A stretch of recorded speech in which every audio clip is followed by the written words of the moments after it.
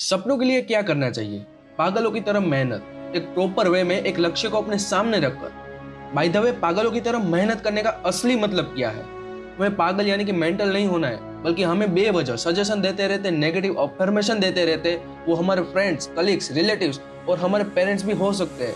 तो हमें इन लोगों को इग्नोर करना है। और जब हम इन लोगों को इग्नोर करना शुरू कर देंगे, अटेंशन देना बंद कर देंगे, तो वो खुद इरिटेट हो जाएंगे कि ये तो हमारी एक नहीं सुन रहा है भाई, और हम पे पागल का लेबल लगा देंगे। अकॉर्डिंग टू मी, इसे कहते हैं पागलों की तरह मेहनत करना। और इस सिचुएशन में जब लोग आपको पागल समझ रहे हैं, उस टाइम हमें सब हमारे गोल के मुताबिक एनालिसिस करना होता है।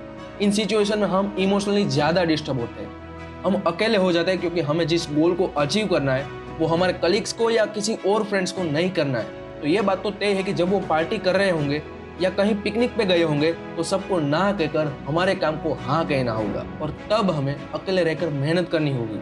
और मेजर लोगों को अकेलापन पसंद नहीं होता है। देखो, एक बात आपको क्लियर बता देता हूँ कि अकेला रहना और अकेला फील करना दोनों अलग बात है। अकेला रहना ये आपका खुद का एक मैच्योर डिसीजन है, और अकेलापन फील करना ये आपका डर बता रहा है।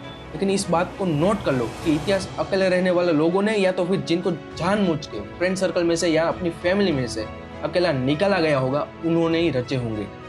और मुझे आपको इनके एग्जाम्पल देने की कोई ज़रूरत नहीं है, क्योंकि आप किसी भी शख्सियत की बायोग्राफी पढ़ेंगे तो उसमें आपको देखने को मिलेगा कि एक टाइम पर वो बंदा अकेला था, और वही उसकी लाइफ पर टर्निंग पॉइंट साबित हुआ होगा।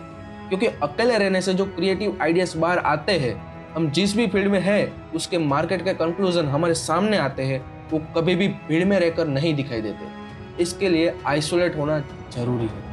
तो पहले ये क्लेरिफाई कर लो कि आपका गोल क्या है, आपकी डिजायर क्या है, और उसे क्लेरिफाई करके तुरंत ही किसी बुक में नोट कर लो कि ये आपका गोल क्यों है, इस चीज को अचीव करने का आपका पर्पस क्या है। अब जब उस फील्ड के बेताज बादशाह बन जाओगे, यानी कि आपकी इनकम भी काफी तगड़ी होगी, तो आप उस इनकम को कहाँ पे यूज करोगे, उसका एक रीजन ढूंढो, ताकि वो एक छोटा सा रीजन आपको अपने गोल की तरफ एक हाइड्रोलिक जेट की तरफ पुश कर सके। अगर आपको अपने गोल पर काम करने के लिए आलस भी आ रहा है, तो भी ये हाइड्रोलिक प्रेशर आपको जबरदस्ती अपने गोल पर काम करने के लिए मजबूर कर देगा। ऐसा तगड़ा वाई ढूंढ लो अपने लाइफ का कि कोई डिस्ट्रैक्शन तुम्हें रोक ना सके। और बात यहाँ पे खत्म नहीं होती मेरे दोस्त, बल्कि बात यहाँ से ही तो आगे बढ़ती है। अपने वाई तो ढूंढ लिया है अपने लाइफ का, लेकिन उस वाई तक पहुंचे कैसे, यही तो मसला है। लोग अपने गोल तो सेट कर लेते हैं, उन पर 2, 3 और 7 दिन तक काम भी करते हैं, लेकिन कोई प्रॉपर स्ट्रेटेजी ना होने की वजह से उनको खुद का कोई ग्रोथ नहीं दिखाई देता है।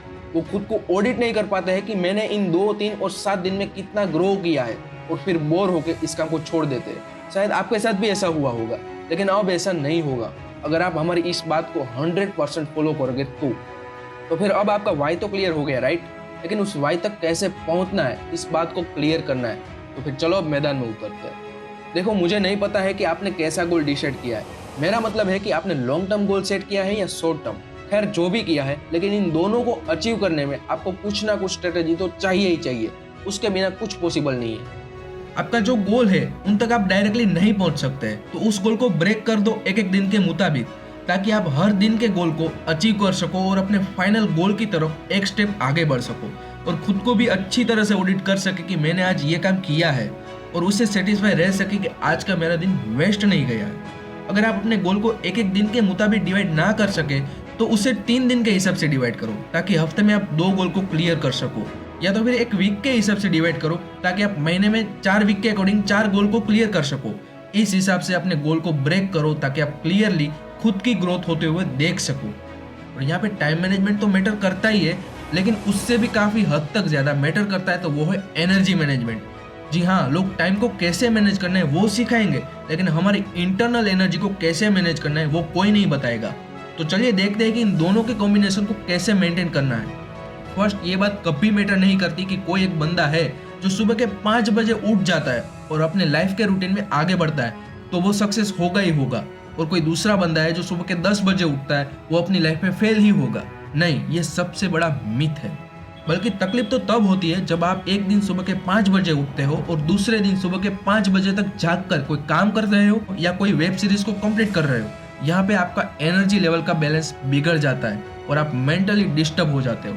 अगर आप सुबह जल्दी नहीं उठ सकते हैं तो कोई बात नहीं, 10 बजे ही उठो, लेकिन देर रात तक आप जो वेब सीरीज देखते हैं या तो फिर कोई टाइम पास करते हो, तो उसके बजाय कोई प्रोडक्टिव काम करना शुरू करो।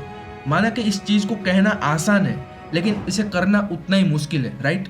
बट आपको करना क्या है, आपको एक बेबी स्टेप लेना है, यानी कि आपको जो भी काम करना है उसे स्टार्टिंग में सिर्फ 20 मिनट ही टाइम देना है। और जब आप अपने एंटरटेन वाले जोन में से बाहर आएंगे तो होगा क्या कि जब आप उस 20 मिनट तक काम करेंगे तो आपको थोड़ा और ज्यादा काम करने का मन होगा, क्योंकि ये काम आपको अपने गोल की ओर ले जाता है, इसीलिए आपको थोड़ा प्रोडक्टिव और प्राउड फील भी करवाएगा।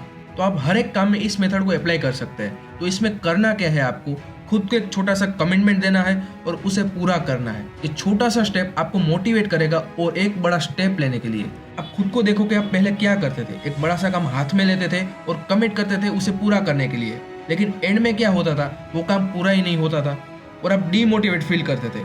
और ऐसा आपके साथ एक बार नहीं बल्कि बार बार हुआ होगा और आपके दिमाग में ये पैटर्न बैठ गई है।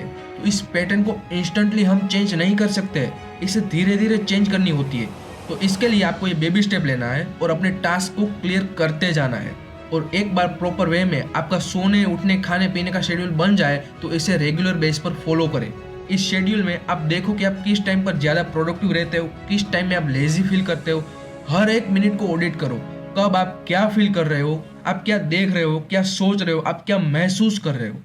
सब कुछ, मतलब सब कुछ अपने आप को मैक्रो लेवल पर नहीं बल्कि माइक्रो लेवल पर आके एनालाइज करो। और जब एक शेड्यूल में आप सेट हो जाते हो फिर प्रॉपर प्लानिंग बनाओ, और वो प्लानिंग भी माइक्रो लेवल की होनी चाहिए।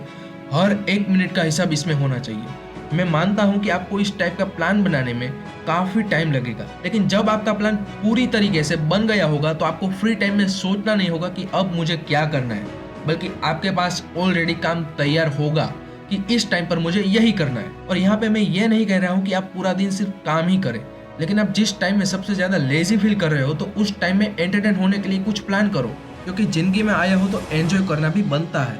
और हो सके तो अपने काम को एंजॉय करना सीख लो, कभी भी आपको बोरियत फील नहीं होगी। तो फाइनली अब बाय कहने का टाइम आ गया है, लेकिन एक बात आपको पर्सनली कह रहा हूँ कि आपका कोई भी सजेशन हो हमारे कंटेंट के अकॉर्डिंग या फिर वीडियो एडिटिंग के अकॉर्डिंग तो प्लीज़ हमें कमेंट करके ज़रूर बताइए।